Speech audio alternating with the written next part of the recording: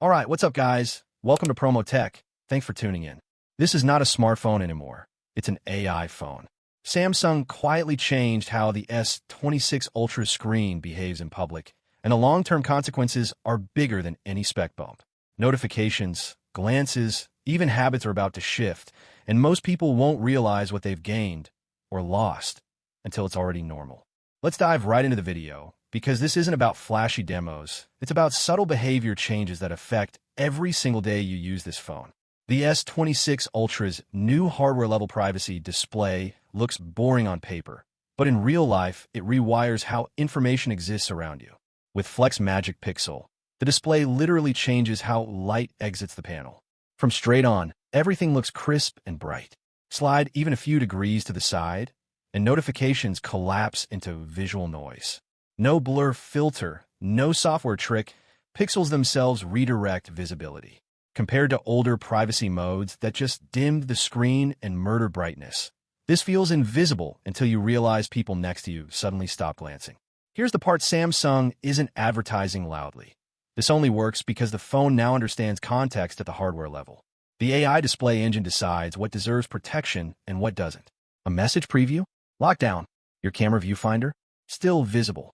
On previous Ultras, everything was treated the same, which meant privacy always came at the cost of usability.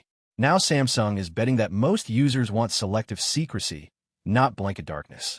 Power users gain confidence in public spaces, but there's a trade-off. Apps that rely on shared visibility, like quick collaboration or showing a boarding pass, feel slightly more awkward. Samsung clearly chose personal security over social convenience, and that tells us where Galaxy is heading. Another quiet change is how this affects battery and longevity.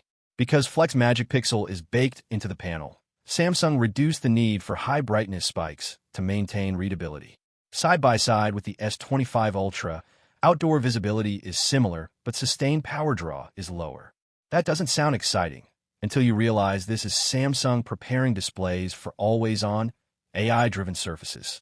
The screen isn't just showing information anymore. It's managing who gets to see it. That's a philosophical shift, not a spec upgrade. And honestly, this is where a lot of people already try to solve the problem with software. That's why tools like Walverse or Wolver, depending on your region, exist in the first place, locking down data paths, masking what leaks digitally when you're on public networks. Samsung seems to be mirroring that mindset in hardware now.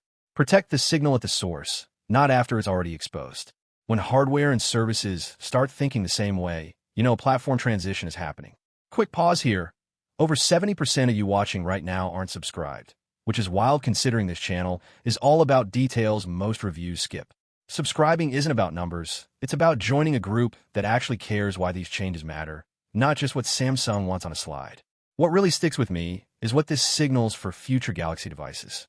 If a screen can decide who sees what happens when AI assistants, wallets, or even health data become glance-based by default.